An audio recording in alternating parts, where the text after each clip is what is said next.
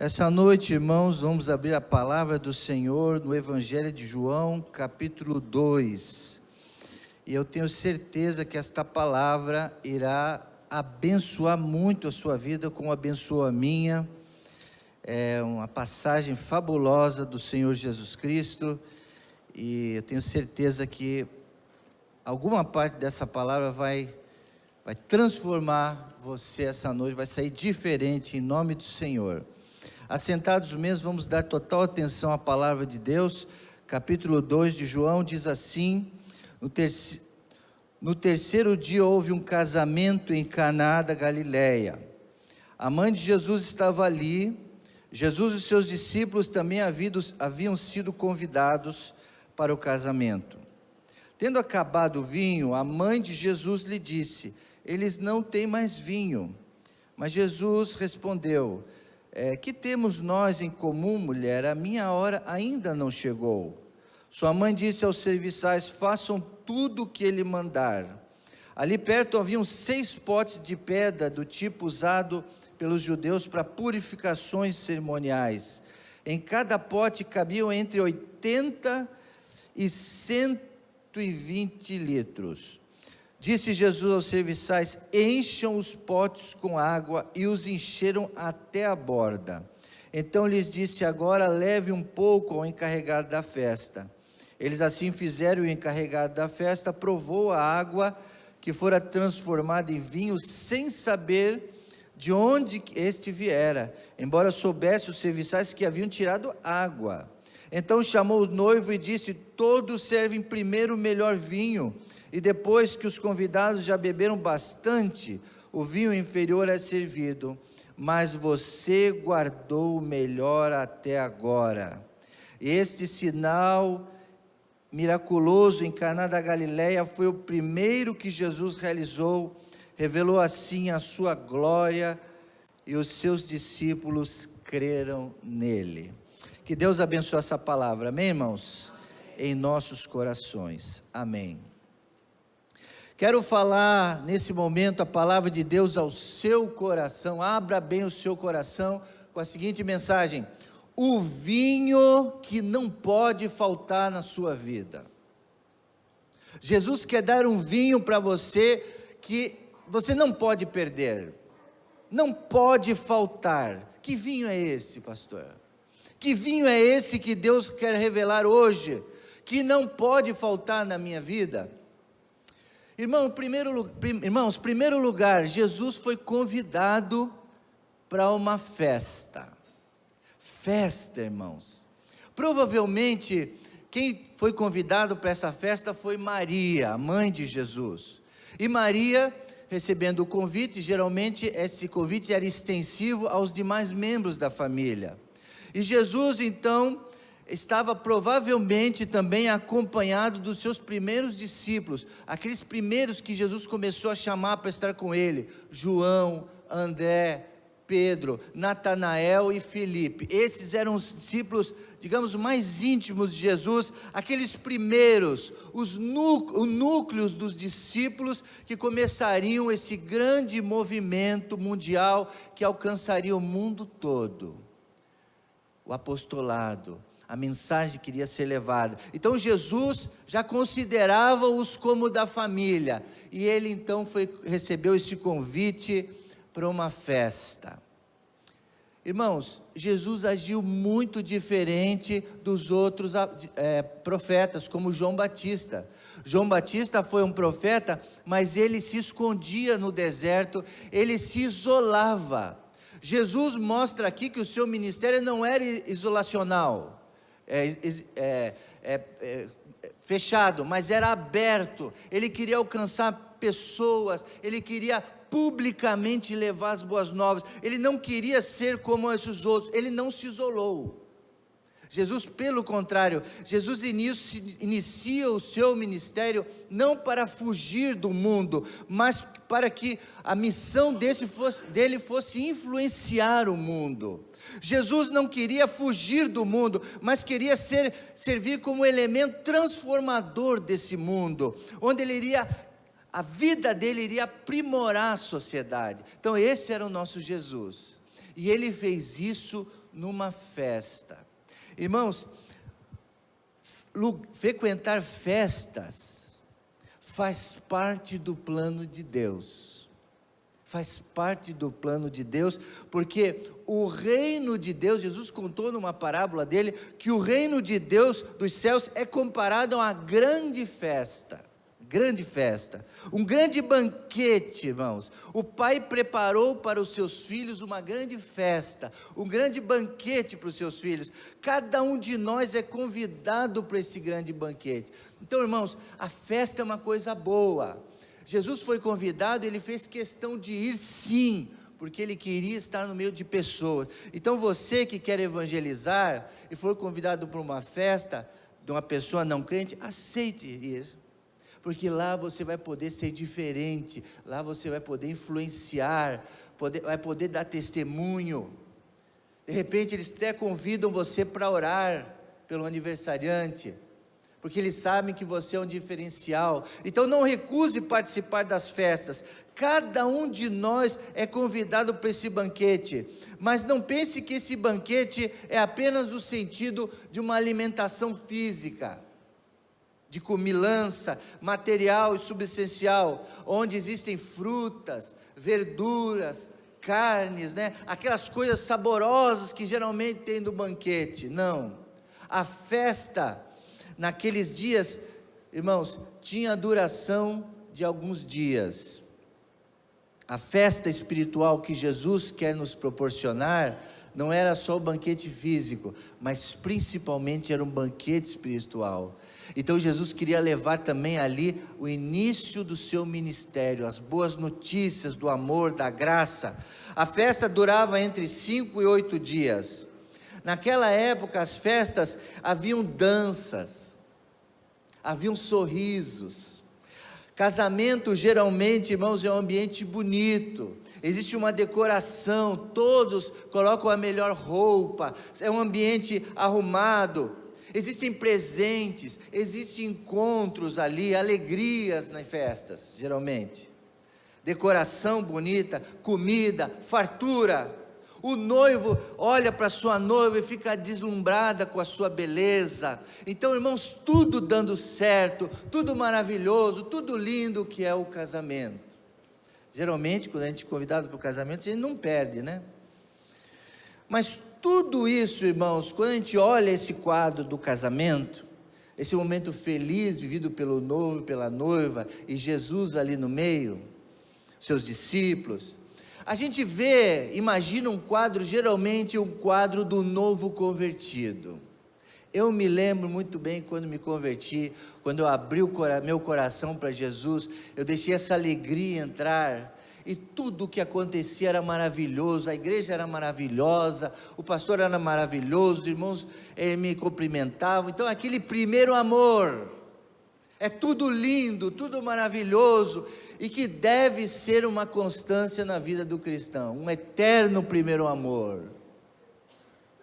Essa festa simboliza também espiritualmente esse sentimento no novo convertido. A noiva está perfeita, a igreja sem falhas. As pessoas não veem as falhas da igreja, quando ela só quer Jesus, ela só quer adorar, ela só quer a Bíblia, ela não vê as falhas, ela não vê os problemas. Mas por que isso muda? Por que o primeiro amor se esfria e começa a pessoa deixar de olhar para Deus, para as coisas espirituais, para olhar para outras coisas? Vamos parar para pensar. Tudo ali estava perfeito, toda a festa rolando, o vinho, a bebida, a comida, as danças, gente bonita, Jesus também ali presente, tudo perfeito. Mas eis que de repente algo aconteceu. Algo aconteceu, sem ninguém perceber. Veja que é assim, Você está vivendo sem você perceber, sem eles perceberem o que acontece. O vinho acaba. O vinho acaba. Por que isso aconteceu? Por que o vinho acabou? De quem é a culpa? Será que não houve um planejamento dos líderes da festa? Como é que deixa acabar os vinhos? Os estudiosos bíblicos comentam que isso era comum acontecer. Era comum, pois muitos convidados chegavam ali trazendo seus familiares de última hora. Então a festa que era para ser para 100 pessoas, começa a chegar gente, começa a vir 300 pessoas, 400 pessoas. Então isso pode acontecer, acontecia sem avisar. Sobreveio então inesperadamente um problema sério. O vinho não podia faltar, irmãos, uma festa de casamento. Tudo podia faltar, menos o vinho. Era uma coisa muito importante numa festa de casamento naquela cultura. Podemos imaginar, irmãos, o pai da menina. Até hoje, assim, às vezes é o pai da noiva que é o responsável, que paga, geralmente, né? Geralmente, né? Está vindo em breve aí, viu, pastor Ronald? Em breve aí você vai ter que começar a guardar as economias aí. Nós podemos então imaginar a cena, né, irmãos? O pai da noiva, o pai da menina, olhando para a filha, dançando lá, toda feliz, mas o pai da noiva começa a colocar a mão na cabeça, e o semblante começa a pesar. O que ele ia imaginar? O vexame, a tristeza, a vergonha. O vinho acabou. Façamos aqui um paralelo, outro paralelo, irmãos. Para nós hoje, o vinho representa a alegria espiritual. A alegria que nós devemos ter, que não pode faltar. Esse é o vinho que não pode faltar. A alegria do Espírito Santo, a alegria no Senhor. Quando a alegria carnal é mais forte, ela prevalece. Agora eu tenho que perguntar para você, quais têm sido as suas maiores alegrias na tua vida? A alegria espiritual, nas coisas de Deus, ou as alegrias nas coisas desse mundo? O que te faz mais feliz? Quando a alegria carnal é mais forte, ela prevalece. É quando nossos olhos, irmãos, começam a não ficar mais fixos em Jesus. É quando a igreja não olha mais para Jesus. É quando o púlpito não prega mais Jesus. É quando você não pensa mais em Jesus, quando no caminhar da tua vida, quando a gente tira os olhos de Jesus. É quando vem um desânimo espiritual, que está afetando muita gente, o desânimo espiritual. Quando acaba o envolvimento, teu envolvimento com a obra de Deus, acaba. Quando não há mais interesse no discipulado, no amor pelo novo convertido, não há mais interesse em você, em aprender de Jesus, você já sabe já pensa que já sabe tudo. É quando o crente só realiza o dever religioso, por realizar, mas não tem prazer mais na palavra, nas coisas de Deus. Nós podemos chamar, são os crentes, os cristãos insensatos. O que é insensato? Imprudente, não para pensar, não pensa mais com clareza. Até Jesus falou numa outra parábola, que existiam ali as noivas insensatas e as sábias. Mateus 25, 3 e 4 diz, as insensatas pegaram suas candeias, mas não levaram óleo consigo. As prudentes, porém, levaram óleo nas vasilhas, juntamente com as candeias. Aí quando o noivo apareceu, elas estavam prontas, as prudentes. Então você tem sido prudente na tua vida espiritual, em continuar essa chama da alegria do Espírito Santo na tua vida espiritual, ou você tem aberto a tua alegria para as coisas desse mundo? A história do casamento diz que o vinho acabou. Quando o vinho acaba, a festa acaba. Se o vinho da alegria do Espírito Santo acabar no teu coração, você não tem mais vida espiritual. Aí é o começo do fim. O vinho acabou, a festa acabou, o sorriso acabou, o primeiro amor acabou, não serve mais, a pessoa não serve mais a Deus, não ajuda mais, Antes ela ajudava no ministério de crianças, na portaria, no ministério do som, no coral. Ela começava a ajudar os outros. Quando um precisava de ajuda, ia lá, ajudava. Hoje nem tem mais mutirão nas igrejas, né, irmãos? A gente tem até vergonha de pedir um mutirão, porque não aparece, não ajuda mais. Como é que antigamente tinha? Essa igreja, por exemplo, aqui, eu vi algumas fotos da história. Muitos aqui viraram a laje aqui, mutirões.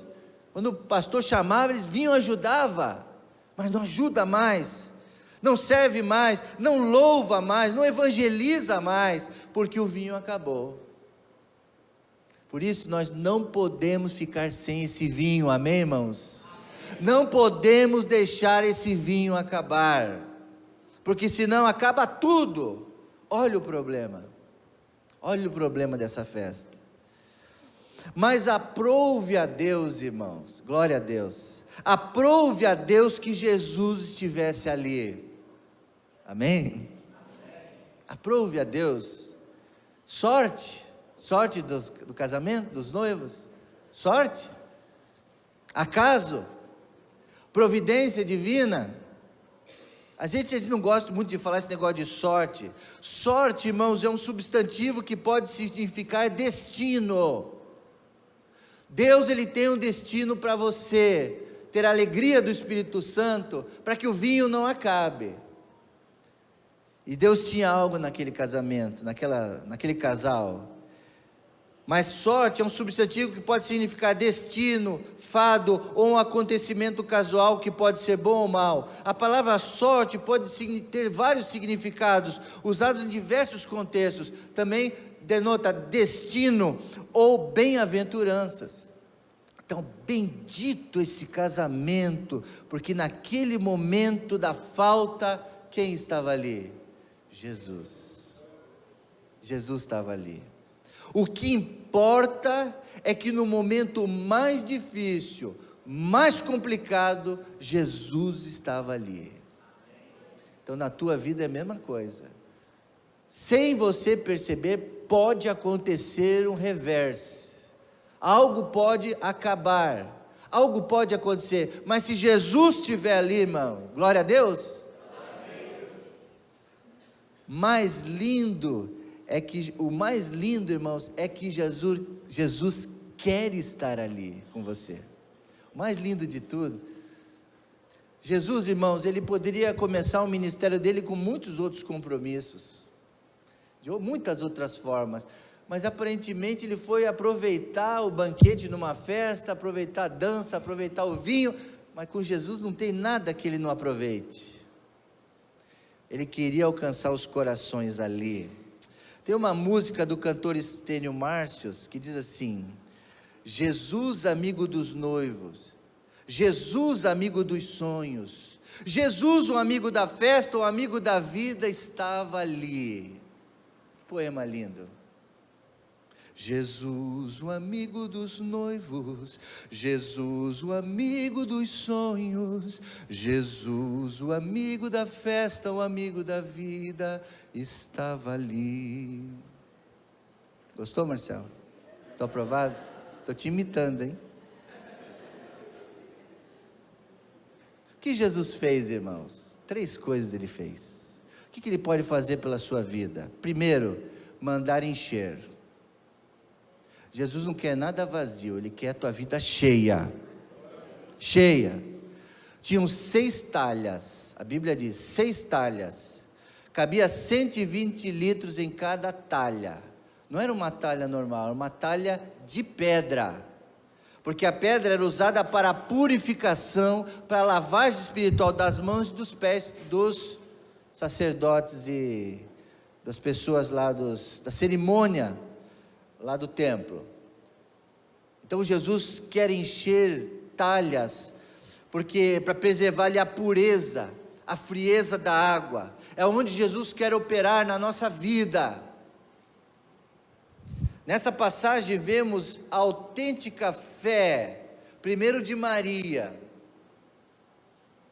Maria pediu para o seu filho, acreditou piamente no poder de Deus através do seu filho e falou: olha, obedeçam ele, façam tudo o que ele disser, coisa boa vem. façam tudo. Eles já estavam numa situação difícil, desesperadora, mas Maria acreditou no seu filho e acreditou no poder de Deus. Da mesma forma que Jesus ordenara aos seus discípulos também, que viria depois numa outra história, Jesus ordenou para os seus discípulos que eles servissem a multidão. O que vocês têm aí? Apenas alguns pães e uns peixinhos. E Jesus pegou aquilo e multiplicou. Da mesma forma, Jesus pegou com o seu poder multiplicador, com o seu poder de transformar elementos da natureza, tudo que Jesus ordenasse aconteceria. E Jesus ordenou para que aquela água se tornasse o vinho mais puro, o poder sobrenatural dos filhos de Deus, do Filho de Deus. Quais as talhas na sua vida que precisam ser cheias do vinho de Deus? Qual é a talha, as talhas da sua vida? Cada um de nós tem talhas, tem vasos que representam a nossa vida. Alguns vasos é o nosso casamento, um dos vasos é o nosso casamento, outro vaso é o nosso ministério. Qual o vaso que você precisa ser cheio? Da sua vida emocional? Da sua vida profissional? Quais são os vasos que você quer que Jesus encha?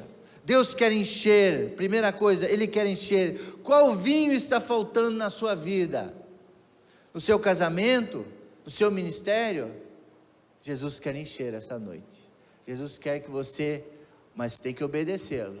Faça tudo o que Ele disser. Então, apresente-se para Ele, encha. Então Jesus aproximou-se deles e disse, em Mateus 28:18, foi-me dada toda a autoridade nos céus e na terra. Quem crê diz amém. É por isso que Jesus fez tudo isso, porque Deus, o Pai, deu toda a autoridade, e Ele está dando autoridade hoje para encher você, daquilo que você está precisando. Então peça para Ele. Primeira coisa, Jesus mandou encher. Segundo, Jesus mandou servir. Falou, olha, já encheram? Eles encheram tudo, até em cima, até quase transbordar. Agora sirvam. Falou para os empregados. O termo no original é diakonoi, que vem da palavra diáconos, que quer dizer serviçal. Está ali para servir. Qualquer serviçal, no termo tanto de escravos quanto de servos pagos. Jesus mandou eles servirem, servir ao Senhor. Aqui é exigida a fé em obedecer a ordem do Senhor Jesus. Por quê? Jesus mandou colocar água, então eles colocaram água. E o fato de Jesus mandar servir, eles iam falar, mas eu vou servir água? Não importa, sirva. E quando eles pegaram e colocaram no copo, já não era mais água. Se eles tivessem receado, se eles tivessem duvidado, possivelmente ali não abençoaria, não daria alegria para todos os convidados. Mas eles obedeceram, encheram, e Jesus queria mostrar que não faria nada sem que sobrasse. Então Jesus, toda vez que Ele coloca a mão dele ali para nos abençoar, Ele abençoa tanto que até sobra. Assim como o milagre da multiplicação dos pães que sobraram, Jesus mandou recolher os pedaços que sobraram. Aqui também nesse casamento mostrou que iria além desse transbordar. Jesus dá oportunidade para nós, seus servos, participarmos dos milagres. E Ele falou que se nós tivermos fé, nós faríamos obras maiores do que Ele fez. Então tem milagres para você realizar, que Ele quer realizar através da sua vida. Mas você tem que crer. Jesus então mandou você servir. Jesus quer que você participe da sua obra, que você se anime. E eles foram animados, servindo todo mundo. Ele quer que você seja prudente nisso. Esteja sempre preparado para ser usado por Jesus. Que benção. E por último, irmãos, terceira coisa que Jesus mandou fazer, ou resultado, né? Vinho raro se fez. Algo novo, inacreditável, maravilhoso vai acontecer além do que a gente imagina.